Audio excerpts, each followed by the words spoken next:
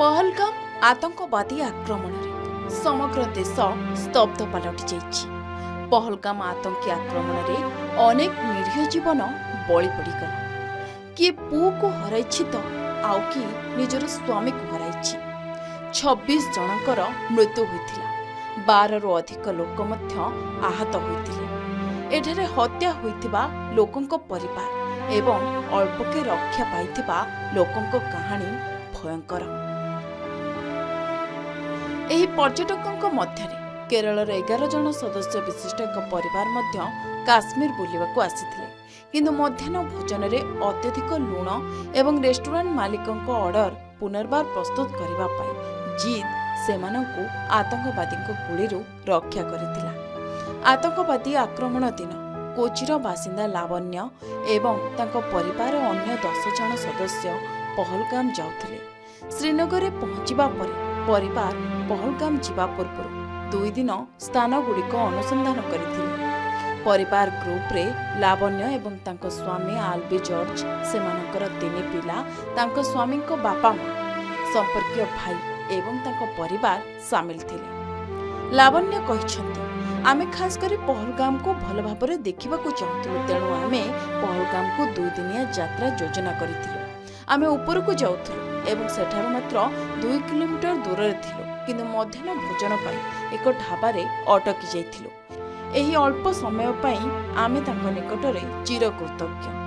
आमे खाइबा पाई mutton order देथिलु।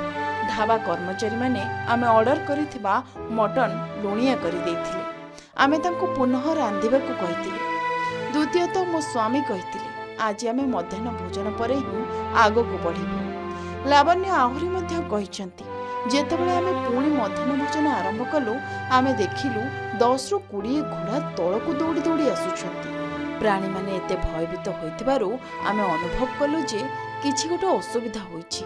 आमे प्रथमे भाबिथिलु जे एहा एक भूस्खलन होई पारे, किंतु परे आमे बुझिलु जे एहा सत नहे। आमे ऊपर को जीवाकू निष्पत्ति नेथिलु, किंतु परे तळकु आसुथबा किछि गाड़ी आमको हाथ इंगित रे न जीवाकू कहितिला।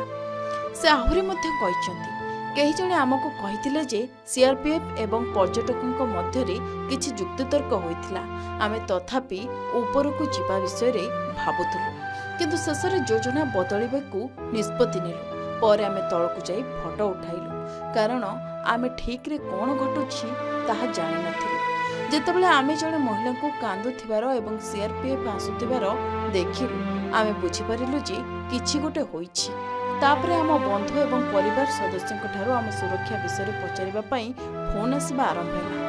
तापरे जेतेबेले आमे खबरटी देखिलु आमे अनुभव कलु जे आमे केउ असुविधारू रक्षा पाइछु एवं आमे सतरे केते भाग्यवान।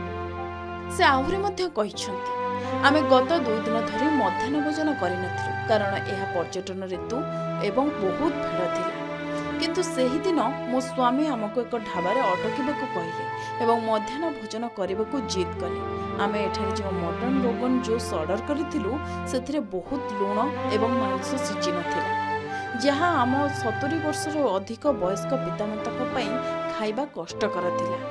आमे ए विषय ढाबा कर्मचारी को कहिलु, सेमानंकू बहुत खराब लागिला एवं सेमाने पुणी थरे आम पई एक नूतन मध्याह्न भोजन प्रस्तुत करबाकू लागिले।